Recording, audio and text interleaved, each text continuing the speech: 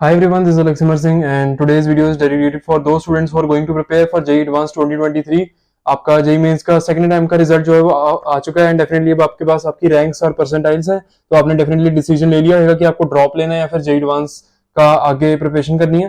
तो आज की वीडियो 2023 JEE एडवांस के जो स्टूडेंट्स हैं उनके लिए है। आज की वीडियो के अंदर मैं अपनी JEE एडवांस की जर्नी, JEE मेन सेशन 2 के बाद जो आगे मेरी जर्नी रही JEE एडवांस तक, वो मैं शेयर करूंगा और काफी सारी ऐसी मिस्टेक्स थी जो मैंने करी थी जिसके कारण अगर मैं ना करता तो शायद मेरी रैंक और भी ज्यादा बेटर आ जाती। वो मैं आज शेयर कर रहा हूँ और होपफुली आपको इससे काफी ज्यादा लर्निंग्स मिले। तो लेट्स बिगिन। हमारा जो JEE मेन सेशन 2 का एग्जाम था मेरा, वो 26 जुलाई को हो गया था और जब 26 जुलाई को मेरा एग्जाम हुआ तो आई वाज थिंकिंग कि जैसे ही मैं घर आऊंगा थोड़ा सा रेस्ट लूंगा और साथ ही अपनी JEE एडवांस की जो प्रिपरेशन है वो शुरू कर दूंगा। और जैसे मैं घर आया JEE मेंस का अपना सेशन 2 का पेपर देके और मॉर्निंग में था तो घर आया, थोड़ा सा रेस्ट लिया एंड साथ में मैंने JEE एडवांस की प्रिपरेशन जो है वो शुरू कर दी। अभी यहाँ पर मैं गलती ये कर रहा था कि मैं रेफरेंस बुक्स बहुत ज्यादा फॉलो कर रहा था, वहीं MS चौहान, नरेंद्र अवस्थी, VK जायसवाल, उधर सिंगेज मैथमेटिक्स की और ये फिजिक्स की DC पांडे वगैरह। तो ये इतनी हैवी बुक्स, और ये बुक्स कुछ ऐसी बुक्स थी जो कि मतलब मैंने पहले से टच नहीं कर रखी थी। अभी कुछ इनफैक्ट इनमें से कुछ चैप्टर्स तो ऐसे थे जो बिल्कुल फ्रेश पड़े थे और मैं उनको अब करने जा रहा था। तो ये चीज मेरी बहुत ही ज्यादा बड़ी गलती थी। मैं इन स्टैटिस्टिक की जगह पे अगर मैं सिंपली PYQs कर लेता तो मे बी मेरी और भी ज्यादा बेटर रैंक आ जाती। बट एनी हाउ मैंने ये रेफरेंस बुक्स को जो है वो दिन रात लगा के करना शुरू किया। अब यहाँ पर एक और प्रॉब्लम ये आ रही थी कि मैंने जब इन रेफरेंस बुक्स को करना शुरू किया तो इनके अंदर मेरी बात तो क्वेश्चन बहुत ज्यादा थे। तो मैं क्या कर रहा था कि कोई एक पर्टिकुलर क्वेश्चन को ज्यादा टाइम दे नहीं रहा था। मैं क्या कर रहा था कि कोई क्वेश्चन को किया, उसको 4-5 मिनट ट्राई किया, नहीं हुआ, चलो जी उसका सोल्यूशन देख लिया, सोल्यूशन देख के समझ आ गया, उसके बाद लगा कि हाँ ये तो क्या ही क्वेश्चन है, आगे बढ़ो आगे निकलो। तो ये काम आपको नहीं करना है।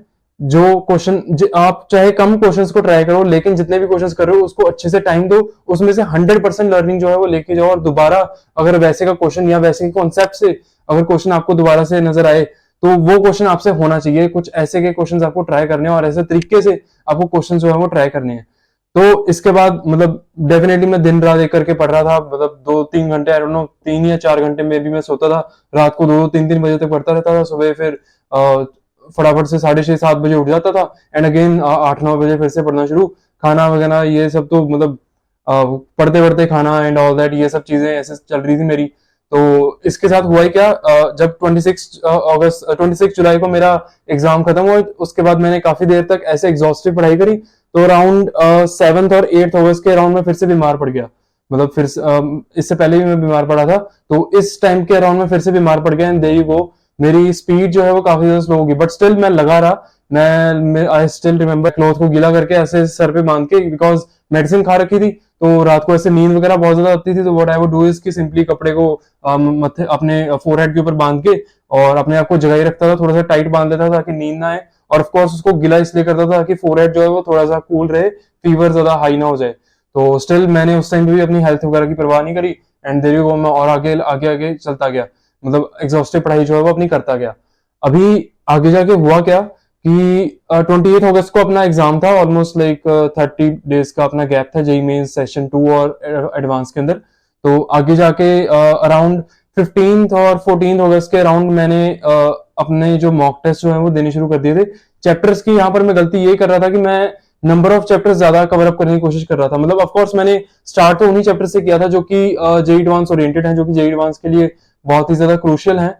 लेकिन आगे जाते जाते मैंने मतलब कहीं ना कहीं ये भी चीज करनी शुरू कर दी थी कि मैं और भी ज्यादा चैप्टर्स को कवर अप करना शुरू कर रहा था। मैं मतलब जो चैप्टर्स ऑलरेडी एग्जिस्टिंगली मैं कर रहा हूँ उनके ऊपर कहीं ना कहीं मैंने ध्यान देना कम कर दिया था और आगे और भी ज्यादा चैप्टर्स को मैंने पकड़ना शुरू कर दिया था, और वो भी मेरी एक मिस्टेक थी। तो आपको यहाँ से लर्निंग ये लेनी है कि जितने भी आप चैप्टर्स कर रहे हो उसको अच्छे से करो, इतने अच्छे से करो कि उससे कुछ भी क्वेश्चन आ जाए तो आप उसको सही आंसर तक पहुंचा पाओ।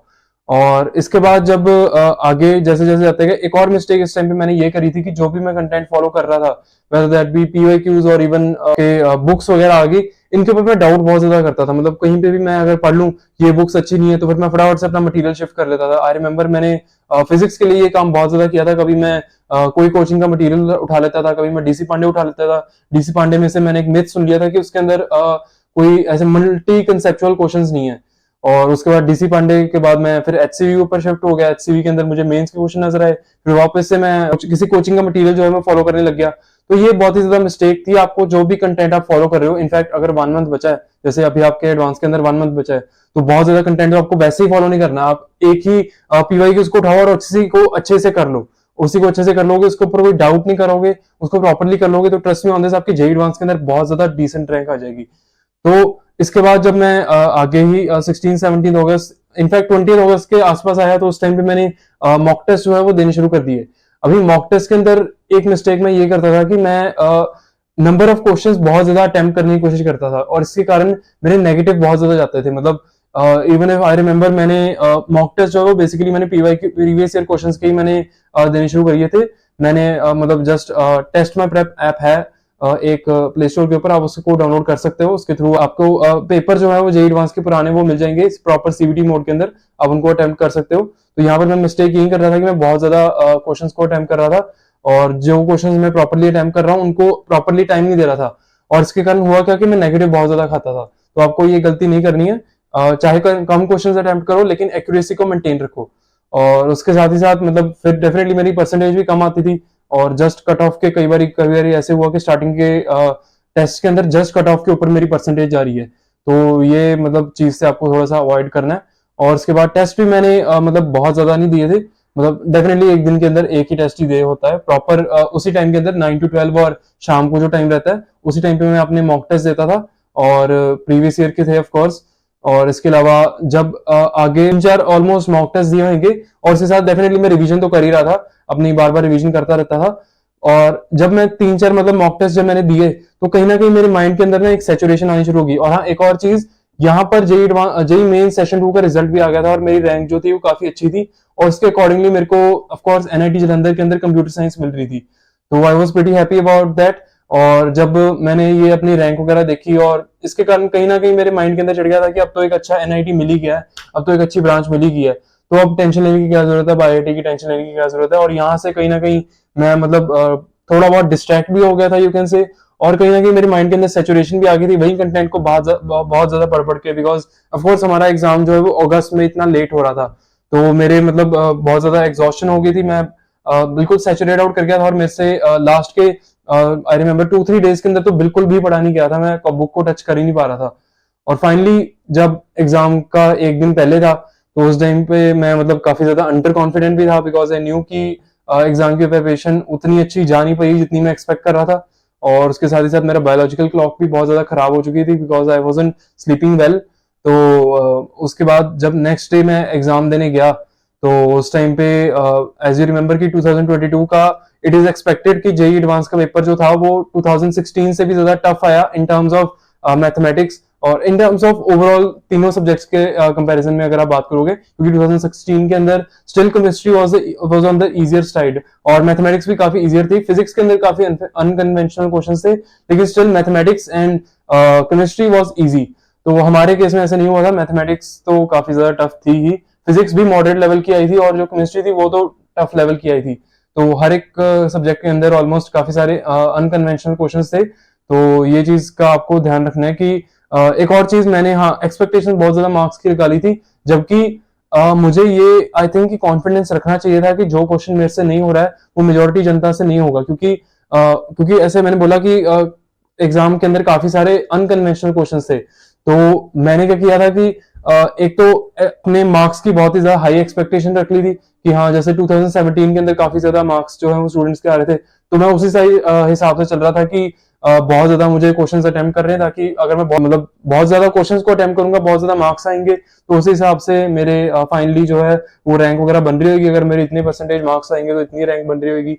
ये वो सारी मैं कैलकुलेशन पेपर में बैठा कर रहा था। तो ये गलती आपको नहीं करनी है। हो सकता है आपका पेपर इस बार भी टफ आए, टफ तो वैसे जेईई एडवांस होता ही है, बट हो सकता है 2022 से भी ज्यादा टफ आए। तो आपको ये चीज नहीं करनी है कि बहुत ज्यादा क्वेश्चंस को अटेम्प्ट करें, आपको बस देखने जनरली जो आपसे क्वेश्चंस हो रहे हैं उनको अच्छे से अटेम्प्ट करो, उनके अंदर कोई सिली मिस्टेक नहीं होनी चाहिए, और फिर आगे मूव ऑन करो। तो फाइनली जब मेरा जेईई एडवांस का एग्जाम हुआ बाहर, जब मैं अपना सेशन 1 सेशन 2 का एग्जाम जब दे के बाहर निकला, तो काफी ज्यादा रिलैक्स भी था। और आगे जाके फिर मेरा जेईई एडवांस का रिजल्ट आया, तो आई वाज मतलब कह लो कि रैंक जो थी वो इतनी ज्यादा मतलब अच्छी नहीं लगी मेरे को, but still I was like कि ठीक है, चलो जितनी प्रिपरेशन थी, जितनी मैं प्रिपरेशन कर पाया, और जितनी मेरी मतलब मैंने हार्डवर्क पुटिंग किया था जेईई एडवांस के लिए, उसके हिसाब से चलो रैंक आ गई है, whatever it is good. तो this was all my JEE advanced journey. I hope कि आपको इससे काफी कुछ सीखने को मिला हैगा, और डेफिनेटली जो मैंने मिस्टेक्स करी थी आपको वो फॉलो नहीं करनी है। तो that's it for today, will see you in the next one. All the very best, keep studying.